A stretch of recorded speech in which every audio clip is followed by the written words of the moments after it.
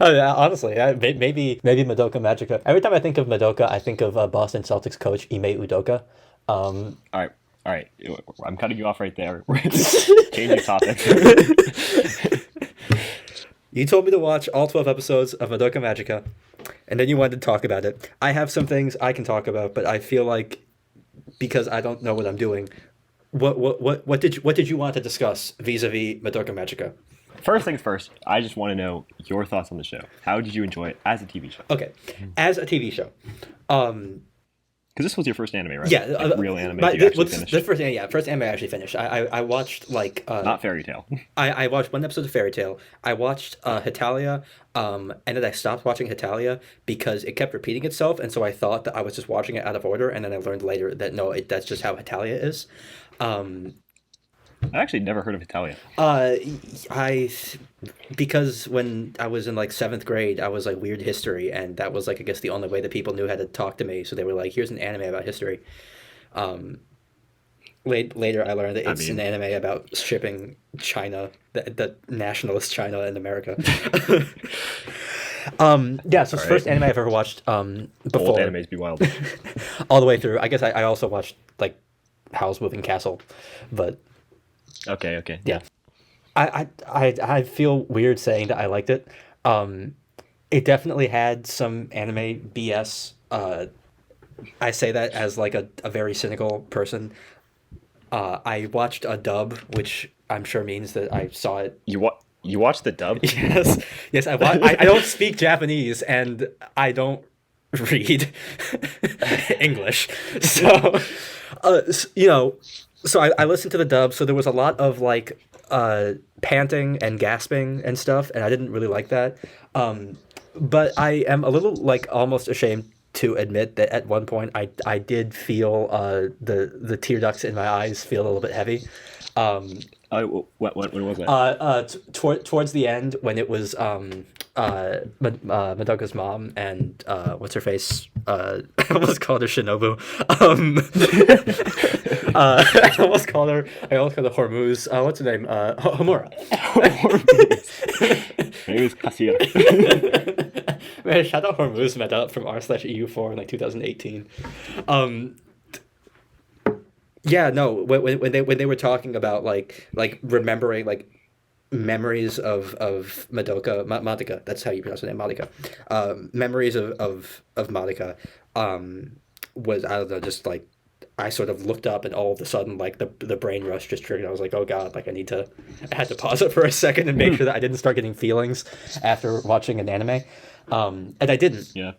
The only time I've ever cried at a piece of media was at the end of Toy Story. Um, and also I never watched Toy and Story. also the movie Mamma Mia.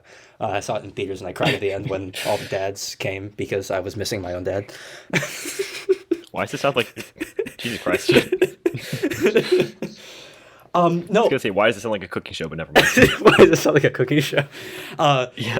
no, so I mean, I told you before we started this, like I'm bad at talking about pieces of media, but I thought it was great. I thought the music was great. I thought that the mix of the art styles when they fought the witches was super interesting. I got big like Adventures of Gumball uh, vibes. That's Amazing World of Gumball. Sorry.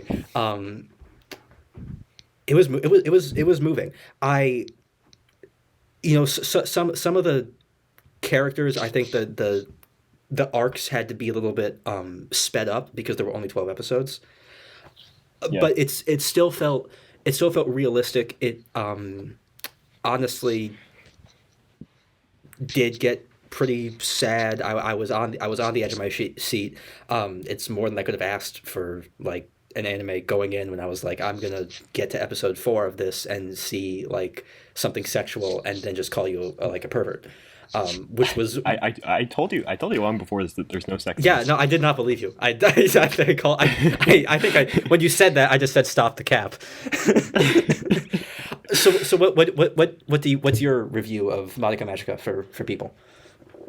Um, I would say since I've watched a lot of anime, I can rank this among all the animes I've seen. I would say this is probably my fourth favorite anime, Hmm. maybe third, maybe even third. Um, what's a shame is that you haven't seen the movie, which I think is even better than the main series. But Um, no, yeah, this is one of my favorites. I like it a lot for how dense it is, how much it gets done really efficiently. Oh yeah, there was no Um, filler. I really felt good about that. oh yeah, I mean one thing I personally cannot stand in anime is filler. Like if there's a series that has filler, I basically just won't watch it. Yeah. Like the most important things to me are like thematic depth and the characters. And so if you don't focus on these two throughout the entire show, I'm not gonna care. Like I don't care about what little plot, little adventure you guys go on for one episode. Like I don't care. Yeah. And so Madoka Magica does this really well, and it does that while tackling some really interesting themes, which we'll get into more. It has a lot of very interesting symbolism. Do you know the animation studio that made it? I saw the name like in the credits on Crunchyroll, the ad version, free version of Crunchyroll that I watched my dubbed anime on, but I don't remember it now. It's Studio Shaft, and they Sorry. Shaft. we're cutting out that laugh. Shaft is funny. Okay, keep going. You know what else Studio Shaft has made? What? They also made Monogatari. Oh, Jesus Christ. Oh, God, I knew it looked familiar. I knew that. And what do you mean? I don't know, the girls. What? The- They don't look anything like each other. Yeah, but they're like young and nubile.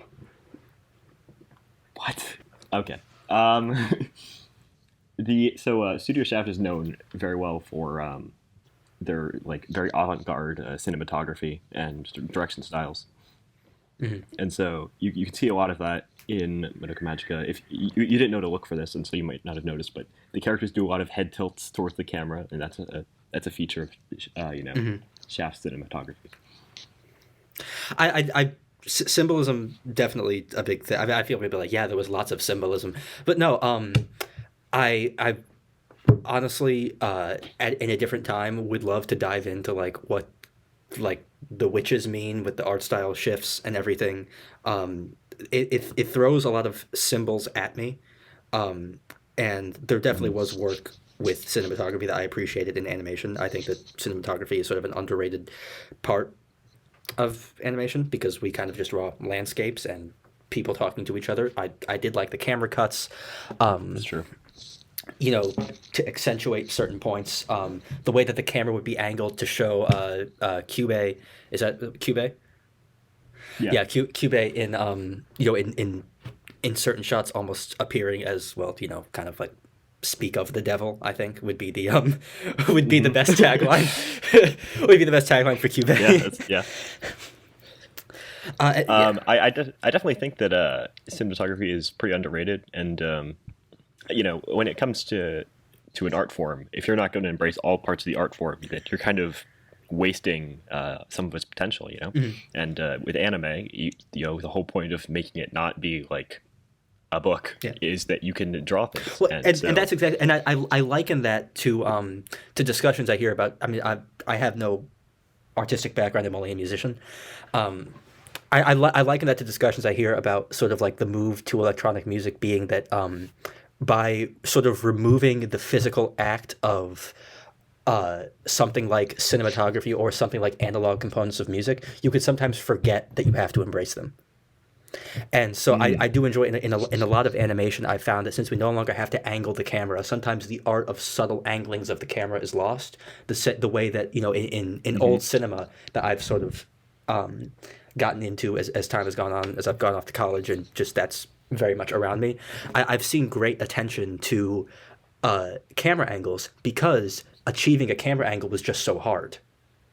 And as it gets easier to have whatever camera angle you want, we sort of, I think, end up with more simplistic angles and shot construction, which is why I think that the care that clearly went into how most shots were constructed. I'm not going to pretend that all of them were masterpieces, but how many of these shots were constructed. How dare you? All of them were masterpieces. Well, I even loved how when characters were walking, the camera would almost trail behind them even when it was a landscape. Like they were always sort of pushing you ahead. It was a lot of detail paid to that I think was a great piece of art. It's yeah, and it's a shame that you haven't watched Monogatari because you will watch it eventually. You actually have to. I'm not. No. You wrote you no. The fact that you wrote an essay about abhorrent art and its artistic merit, and that you chose to include Monogatari as your example alongside like the Eternal Jew and I wasn't there. and Maoist propaganda is proof enough for me that I don't need to be watching whatever this show is. Okay, so we have in our notes that you want to discuss railroads. Okay. So tell me a bit about these Okay, railroads. so this was I told you I'm a music nerd, so I just want to familiarize with the story of Robert Johnson. Robert Johnson is the American version of sort of the Deal with the Devil story. Robert Johnson is a man who was born in the Mississippi Delta. It is said that he goes to the crossroads at midnight and tries to flag a ride, tries to get on a train, and that the devil meets him at the crossroads and tunes his guitar, and then he can play with superhuman ability. And this is obviously a play on sort of the like the Niccolo Paganini, the idea that he sold his soul for violin skills and everything. And you mentioned Faust when we were just kind of like talking about the show, sort of like in the back channels.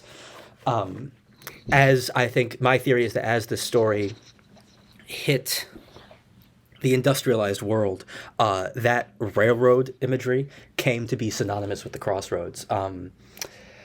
Robert Johnson and blues music and sort of artistic interpretations of the devil came to talk about trains as being a symbolism for the devil, for crossroads, and for maybe these uncanny happenings, uncanny dealings. And so when the ultimate realization, in what was it, episode 8 or something, when sort of the girls realize their the full cost of their souls in these dealings to become magical girls, the fact that it is set at a rail yard, I think was a really subtle. Oh, that's episode 6, yeah. Was episode 6 was a very subtle artistic touch, and I think that again just shows very careful care to the devil mythos. That you would pick up on something which I think is very American in mythos, specifically the railroad with regards to the devil, but sort of just melding all these different ideas of deals with the devil and those stories. I think the idea that the healed boy is a violin player is very much in line with Niccolo Paganini. Now that you mention it, yeah. Yeah, it's. So when I said railroads, what I really wanted to talk about was the very careful attention to devil symbology, and when not necessarily symbols of the devil show up, but symbols of deals with the devil. And so I wanted to prompt you on is, what are some symbols in this show that or themes in this show that circle around sort of confronting the nature of deals regarding the soul? So something that I've noticed, and I can't find any information on this online for the life of me, but in a lot of animes, I've noticed that there is this relationship between the spirits, like just in general spirits, and humans through contracts. So you can see this in ReZero, in Monogatari, and also in Madoka Magica through the contracts that people make with Kyubey. And I think it's also interesting that while Kyubey is not really a spirit in any sense, and there are no kami-like figures, there is still an otherworldly being who we are making contracts with. No, it is a contractually based system. People are making bargains, but the bargains are always uneven. And there is always a moment. There is a moment where your back is against the wall and you make the bargain, and then there is a moment where you realize the full extent of your bargain. What's Blue Hair's name? Sayaka. When Sayaka, of course, realizes that her bargain was, I want to save the person I love, but there's no reason for him to love me. And what happens when she is confronted with the full terms of her deal? It's not, I'm so upset because he doesn't love me. It's, I gave my soul for this. So this is what would be called a Faustian bargain, right? So It probably is, honestly. Because the more I review Faust, yes, this is very Faustian. I get a little cynical because nowadays everything related to a deal with the devil is deemed Faustian. Yeah. Just because that was like the book that talked about deals with the devil. Just making a deal with the devil is not Faustian. We can have a literary discussion about Faust if you want, but neither of us have read Faust. I haven't read it in 2 years, and I don't think you've read it ever. Read it 2 years ago? For what? It was an old book, and it's for Miss Fleming? I'm just like super into old books. Okay. That's why I read Plato's The Laws. I remember that. Can we talk about Plato? Did you actually read all the way through it? No, I didn't read all the way through the Laws. What am I, you? Yeah, fair enough. One thing I want to ask you is about God. Mm-hmm. Because you said that there are no otherworldly beings, but at the end, I believe is it Hamura or Sasuke that does make direct mention to God. I mean, do they not? Did they say, God, my life has been hard enough. Let me just have one good dream. Mm-hmm. Who is God? I would say I would say that nothing is unintentional. That the fact that this is the one mention of God must mean something. People don't say, "Oh God, this is terrible." She doesn't make reference to religion. This isn't the one time they reference religion. Not the one time they reference. One time they reference God as a character, capital G God. Is it? Yeah. There are no other. I'm praying to God. There are this. I mean, yes, religion is referenced, and of course, there's the subtle instances of religion, but there is no discussion of God and angels and devils, except for here. Okay. And where I'm laughing because in the movie there is some stuff that happens relating to this that I can't talk about because you haven't seen it. Oh, fantastic. Well, anyway, where I was going with this is that when they go through this whole God thing, in the very back, in a silhouette, is the boy with the violin. Okay. And I have no idea what that means. Okay. Well, it's pretty clear that he is God. It's pretty clear that Madoka taking on all of the witches is a metaphor for a Jesus-like figure taking on all the sins of humanity, right? And so when Homer is praying to God, it could be that she's transitioned her view. Yeah, she's transitioned her view of Madoka from someone she's trying to save to someone she kind of worships, someone that whose life she values above all else, And so at this point, when she says God, it could be that she is referring to Madoka. Mm-hmm.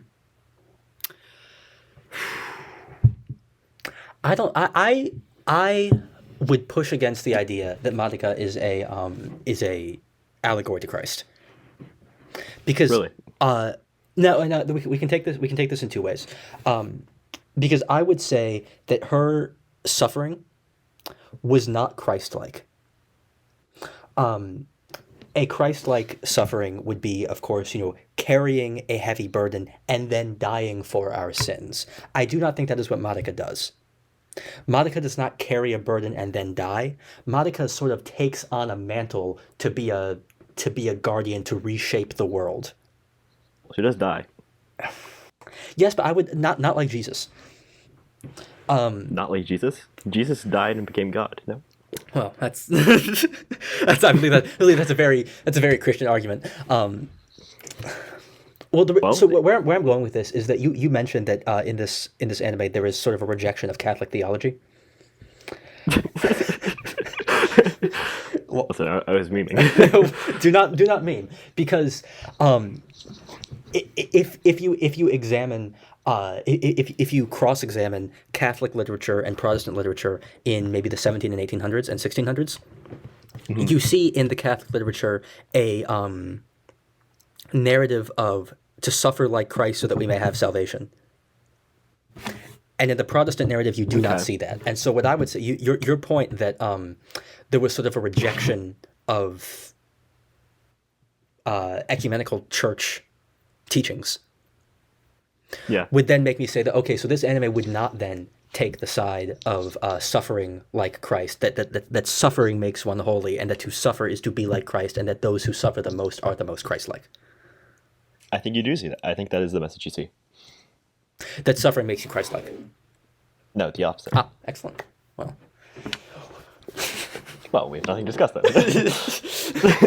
No, really. In the end, Madoka takes on all the burdens of humanity so that for the express purpose that no one will have to face these witches ever again. Mm-hmm. And so at the end, Homura uses Madoka as sort of inspiration to fight whatever demons are left over in the world. And she doesn't fight them because for the sake of the suffering. She fights them because it is the right thing to do, and she has faith that Madoka will help her. I suppose when configured like that, that is a very Christian like metaphor there. Mm-hmm. Protestant, would you say? I'm okay. You're Jewish. I'm Jewish. Yes, we're both talking out of our asses. Yeah, we both talk about our asses. When I talk about the rejection of the suffer like Christ narrative, I'm really specifically speaking to 16th century Catholic, 17th century Catholic narratives versus 17th century Protestant narratives. Okay, so no one knows what we're talking about. No one knows any of like this is all everything that we said so far is, but that's what makes it fun. Madoka, so expand upon your argument. Madoka takes on the mantle of fighting all witches until the end of time. Right. She sacrifices herself, her entire existence to the purpose of removing witches from existence as well. Does she die to remove witches, or does she die to fight witches? Is, I think, a very key distinction. I think she dies to remove the witches. Now, I think because her work, she's constantly, I mean, at least what it sounds like, I may have misunderstood the ending because it kind of went off the rails. About the time when they were both naked and fondling each other, I sort of got a little confused. That was the best part. Jesus Christ. Literally. It sounds to me like what she does is say, I would like the power to defeat any witch, past, present, or future. She does not say there would be no more witches. And the reason I think that is a key distinction is because she is not dying to remove sin. Rather, she is making a sacrifice to resign herself to a Sisyphean task that can never be finished. Because, and I talked about the myth of Sisyphus a bit, and sort of existentialism and how it relates to Madoka Magica. Her final enlightenment is finding joy in this never-ending task. And when you read, to give you a very, very basic primer of Camus when he discusses the myth of Sisyphus, what he says is that Sisyphus is pushing the rock up the hill, and once he gets almost to the top, it rolls all the way down, and he has to start again. Right. And what he says is, when you think about this, in comes existentialism. And existentialism is a state of flux. You cannot exist in existentialism for all your life. And he gives two sort of outs: suicide and enlightenment. And by suicide, he doesn't necessarily mean killing yourself, but in Sisyphus' sense, yes, it would be Sisyphus either has to die, has to end his life, has to end his existence, or he must at some point accept the futility of his task. Because you can't live for eternity in that state of existentialism, realizing that what you're doing is futile and not being okay with it. So, in what way do you think Madoka's removal of the witches is Because it can never be done. She says past, present, and future. She resigns herself to doing this forever. And I guess this new universe that is created, witches don't exist, but I mean, it sounds to me like if all that witches are is a manifestation of bad feelings, if Madoka has sacrificed herself to carry on this fight, to even keep the witches at bay of this universe. Cube says she created another universe, not that she reset ours. No. She rewrote the universe. She said, I thought she said she created another universe. Is the words that are used? Well, the universe was erased and then reborn. That's how it worked. But in that case, maybe that just kicks me in the ass. No. I think you have a point because at the end, we see Homura fighting another entity called wraiths this time. Yeah. And wraiths are supposedly the new manifestation of human anguish and whatever. And maybe you're right that removing the witches was a futile endeavor because now the wraiths have taken their place. And even if you remove the wraiths now, something else will take their place because you cannot just remove human suffering through a principle of the universe. Well, thematically, where I was going was everyone who tries to sacrifice themselves while not being at peace dies. I'm gonna throw myself into this witch to buy you guys time. Get out, and mommy dies for that. Yeah. Blue hair becomes a witch or something. Only Madoka, who at the end seems to have achieved this sort of enlightenment, this sort of understanding that, hey, my task is past, present, and future. My task is never ending. It is ongoing. It is not a one-time thing. It's not a one-time sacrifice. Only she is able to not die and leave pain, but sort of die and do good, I guess, if I could say. Only she is able to sort of conquer this existentialist crisis that faces the magical girls. So on the subject of the myth of Sisyphus, when you originally said this, I actually thought of another part of the story, which was Homura's endless, futile efforts to save Madoka from her fate. And I'm wondering what your take on that is, because this kind of like time loop idea is actually it's present in another anime that was contemporary to Madoka Magica. It was Steins Gate, and I think both of these later influenced ReZero, and all of them have these sort of time loop until success framings. And so I was wondering if but let's talk about that idea of suicide or enlightenment. What happens as this time loop keeps going on for Homura? She slowly loses her humanity. She goes from sort of this person full of life to I don't care about anyone anymore. I don't want anything. The longer that you engage in the futile task without reaching any sort of settled state, the worse and worse off you become. That's why it is untenable. And so, where do you think this left her? Did at the end of every Sisyphus cycle, there is either suicide or enlightenment. So where do you think this left Homura? Where did I think this left her? I think that her fate ultimately was solved by Madoka's sacrifice, maybe, is what you would say. Is that Homura couldn't figure out a way out, right? She says it herself. She says, I somehow have to figure out a way to make it so that you don't die. And she doesn't do that. She fails at her task. But Madoka succeeds in hers. And now, at the end, we see Homura sort of with a new endeavor about fighting these wraiths. And I guess we don't know where it goes. And that's where I'd ask you is what becomes of Homura, if you can. I don't care about spoilers because I am too cool for that. But what I turn the question to you. What is to become of Homura and her task? Is she repeating the same cycle? Is she back to doing the same thing over and over again and getting worse and worse and worse and losing her humanity more and more? Well, the key is as you said earlier, everything is intentional. Nothing should be ignored. Homura, her wish and her goals were both focused on saving Madoka, and she is currently on a metaphysical level completely unable to do this because Madoka's removed herself from Homura, and as I said earlier, I think Homura shifted her view of Madoka in the end of the story towards less of wanting to save her and more of worshiping her and her existence. And so when this worship of Madoka idea comes into contact with her original goal of wanting to save her, it leads us into the movie. And in the movie, Madoka actually succumbs to despair.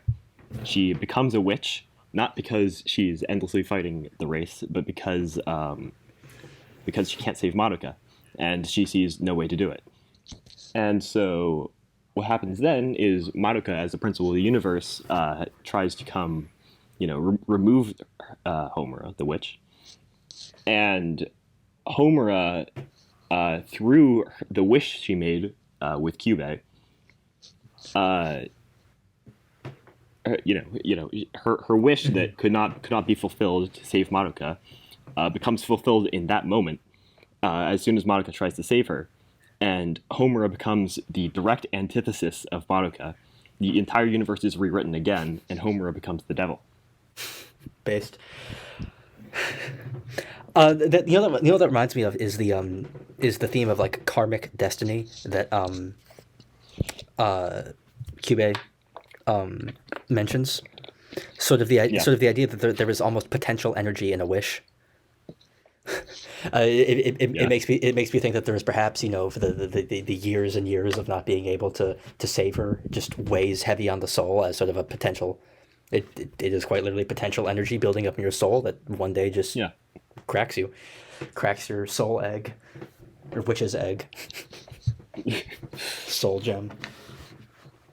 I'm a soul. Yeah, and so what you were saying earlier about the escape from the Sisyphus cycle being either suicide or enlightenment, I think after the movie, Homura and Madoka, as the god and the devil, represent the two extremes of these escapes. Homura is the embodiment of suicide. She completely gave up and rewrote the entire universe to suit her goals, whereas Madoka. Okay, so let me prompt you. Camus says that suicide is the rejection of freedom. Okay. Right. Are the deaths of the magical girls, and we can include Madoka in this, her quote-unquote death, are they suicides? Well, I think as you said earlier, Madoka's death was the enlightenment. Mm-hmm. It was she embraced this destiny. Yes. So everyone. But the others were escapes. Escapes. Everyone else who turned into a witch escaped. Camus was referenced in John Stuart Mill's influential essay on liberty. Hey, I didn't see that, but I interpret it. And The Social Contract by Jean-Jacques Rousseau. I was just about to read that. We said no politics.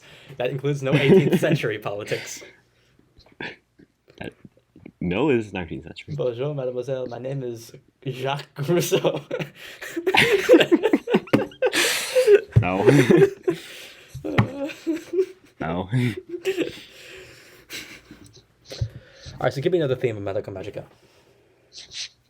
All right, so you said something about the 60s. Oh, jeez. I just ripped out my mic. Okay. Yes, I did mention the 60s, only because the art style of some of the witches was very reminiscent of specifically the aesthetic that you might find in the movie Yellow Submarine about the Beatles.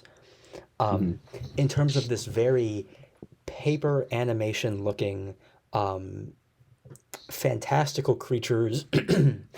You also see sort of the flower symbolism, clouds and desserts and little minion men with spears marching. It is very much not of the time. And I don't know what the choice was, but from an aesthetic point of view, it is 100% calling back to the 60s. And we can pontificate as to why that is. I think, frankly, it looked cool. What was this? What was this coming from in the 60s? Why was this art style popular?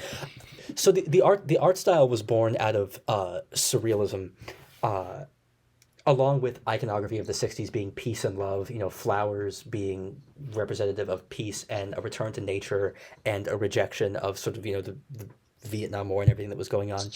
Yellow Submarine is often incorrectly attributed to psychedelic pop artist Peter Max. because his art style sort of resembles the art style of Yellow Submarine, and honestly resembles the art style for those witches in Madoka Magica. I would say that Peter Max probably influenced Madoka Magica, or rather, psychedelic pop art did. But Yellow Submarine was not influenced by Peter Max. But that really is a discussion for a different place. I don't think you've seen this movie, but the point is it is at the very least anachronistic, and like you said, nothing is unintentional. And so I want to know why that anachronism. So you mentioned a return to nature idea, and going on a limb, I mean, you could perhaps say that our style is supposed to be a return to the nature of us as humans. You know, we see the world in terms of sort of, things that from our own experience, and that's reflected in the the collages, of real world objects turned into misshapen, horrific creatures that haunt our dreams. And so, the return to human nature is an acknowledgement of all of the anguish that we feel and all of the hope that we feel, and how those two things interplay.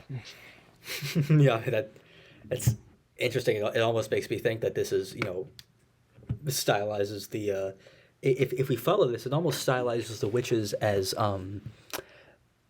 if not good, parts of human nature, as you say. Nathaniel Hawthorne writes that the moral gloom of the world always overcomes systemic gaiety. How did you find that quote?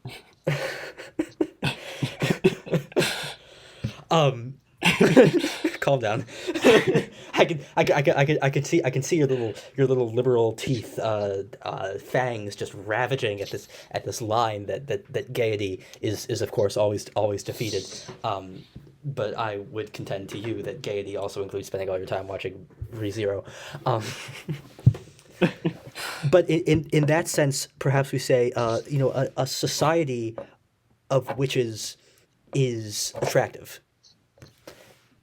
It is an attractive thing to succumb to, and it almost offers a more pleasurable alternative.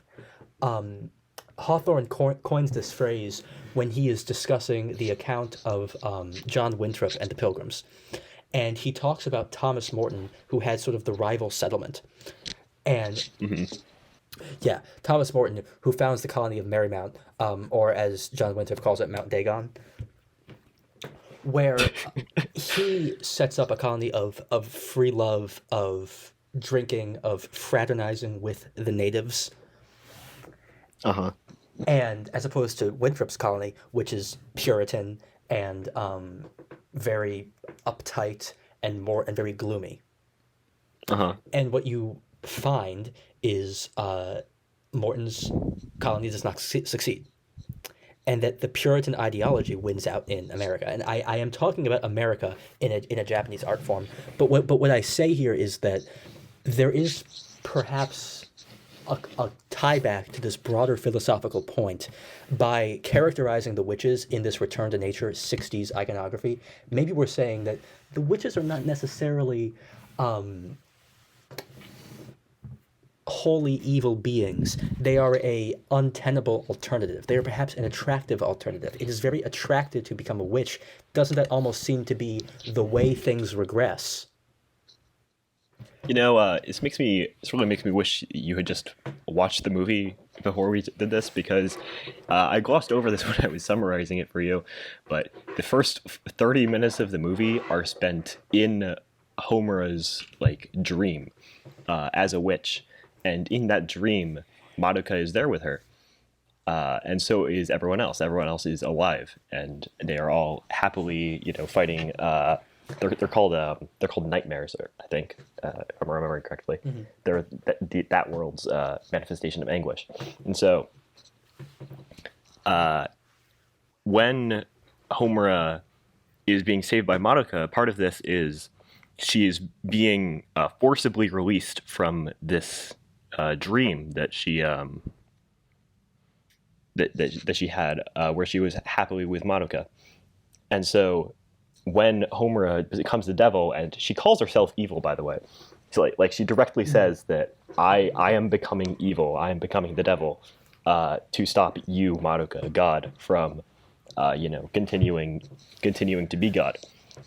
And so I think what this is saying is, the witches are evil, but they are also part of human nature, and that what is good and what is evil. It may be that you can say exactly what is good and what is evil, but you cannot call either of these inhuman. In that sense, that is very interesting. That is, I think, as you say, maybe a much more apt interpretation and extension of this sort of Hawthornean philosophy that I keep leading us down, just because I have read my Hawthorne, and so all of you have to know that. Okay, no one knows what you're talking about. Like, okay. Who asked? Who asked? Go on. Famous philosopher who asked? Me looking for who? Me in XQC's chat. Famous philosopher who asked. Me in XQC's chat looking for who asked. Very true. XQC watching Madoka Magica, being like chat, watch this, and the juicer becomes a witch. Yeah, I'm glad that through this rambly review, we never discussed utilitarianism, because I think it's really boring, and everyone talks about utilitarianism because it's right there. I'm glad that you kept me from talking about the fact that Anne Frank is a magical girl, and I will never. No, we're not talking about it. No one cares. What the? Literally, who asked? What the? Who asked? While I was watching that, I was like, they're gonna make Anne Frank a magical girl, and then she's in the car. She literally had like 5 frames. Like, she's in the cattle car getting shipped off to like Treblinka or Bergen-Belsen, wherever Anne Frank is killed by type one of those 2 camps, some 3 weeks before the Allies come and liberate the camp. In a tragic story, and they're like, oh my god, Cleopatra is a magical girl. Yeah. What is this? Cope. What do we just cope? Maybe maybe the story says that industrialization is inherently evil, but it is an evil that we must accept, because Madoka does not make industrialization was caused by the magical girls. Yeah, no, because what does Cube say? Cube says he said that Cube says that you would all be walking progress. around naked. All human progress was spurned on by the incubators.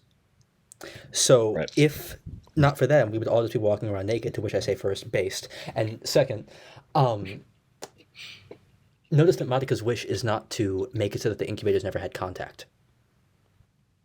That's true. Because she could have very easily said, "I go away," because ultimately the incubators are still there, and we are to assume that even though witches don't exist, the incubators are still these ambivalent. We're not going to talk about utilitarianism, but ambivalent beings, which of course goes to speak to the fact that they are not evil. They merely appear evil because this opportunity to manipulate the nature of witches presented itself. If witches were to not be there, our relationship with the incubators were to be very different. Right. So is it then not interesting that Madoka does not wish for no contact? She says, we shall have a civilized society, we shall have an industrialized society, we shall have a society which has progressed. Even though that means that these beings which have caused me all this pain are still going to be there. This is an evil that we must accept. Or perhaps she has reached enlightenment and she has realized that actually they are truly ambivalent. She finally understands Kyubei's motive. She knows that if she can remove wishes, Kyubei will not be evil. But I don't know that. I think it is that Madoka, as the god figure, is merciful and benevolent, and knows that once this supposedly evil part of the soul gem process is removed, everything else is good and can stay. And in this new universe, which has been rewritten from the beginning to not include the evil part of the soul gem process, the incubators are, they're no longer at fault for anything. And so they are also absolved of their sin. You love this Christ narrative, don't you? It's because it's just so there, you Yeah, know. but that's the problem. Everything is always there. It's every character is the seven deadly sins, and Kokoro eats apples because she's the sin of gluttony, and Kokoro. and Sasuke loves the boy because she is the sin of lust, and Okay, I think you're reaching. Hamura is wrath, and Mami is Homura is uh uh greed, okay. if you could say anything. She no, I mean the idea. You could say there's after the movie there's another contrast between Madoka's selfless mission to remove all witches from the world and Homura's selfish mission to bring Madoka back. This is true. And so you could say This that is true. maybe selfishness is a vice. Maybe something. But well, I'm not considered the seven deadly sins, but I'm very tired of There's no seven deadly sins. Christianity allegories. I don't want it. I don't like it. Not everything needs to be Christ. Not everything needs to be Jesus. I took an English class where the teacher informed me that if the character is dunked underwater and comes back out of the water, that is a baptism, and that so when the character goes swimming, he's being baptized. I don't want it. I don't need that. Okay. The thing is, in Japan, right, the population that is Christian it's fairly small. Yeah. You know, it's a few percent, and so in God. Japan, Christianity is like the weird religion. Yeah. Like it's the religion that is kind of off to the side. Pog. And so when in anime there is Christianity, it's sort of either hinting at it's just like broader European tropes, or it's something unique or unusual. No, this I do understand. I think it is interesting, especially that from my brief knowledge of anime, when anime discusses Christianity, it is always sort of, and I'm not going to say always, it is very often esoteric. Maybe there are elements of demonology. Maybe there are elements of Right. of Christianity. It's very occult. Yeah, very occult. The same way that when we do media, we like to focus on the occult. If American shows were to talk about Shinto like beliefs, usually Right, it's about exactly. evil spirits. Yeah. So this I do understand, and it is I guess for that reason that whatever. Everything can be demony and Neon Genesis Evangelion or whatever. I took a Bible class where the professor brought up Neon Genesis Evangelion a bunch of times. Wait, why? I don't know. I've never watched it, so I don't know either. I don't watch anime. I don't like anime. It's Yes, you do. no I. You like Madoka Magica. You like it, don't you, Squidward? Yeah, exactly. It goes straight to my thighs. I look down and I'm wearing a. That's what I'm saying. If you watch the 3 good animes, then I think you'll be convinced there's something Are the three worthwhile in good this. animes Madoka Magica, Monogatari, and ReZero? Yes, Are those the many animes? they're you my want? 3. They're my top 3 then. Those are your top three. What's your fourth? Probably Steins Gate Speaking or Fate Zero. Jesus Christ, probably just ReZero too. It's not. Speaking of Steins Gate, Skip why outright. is the world of Madoka Magica German? Probably because of Faust. I was gonna say it's because Anne Frank is a magical girl.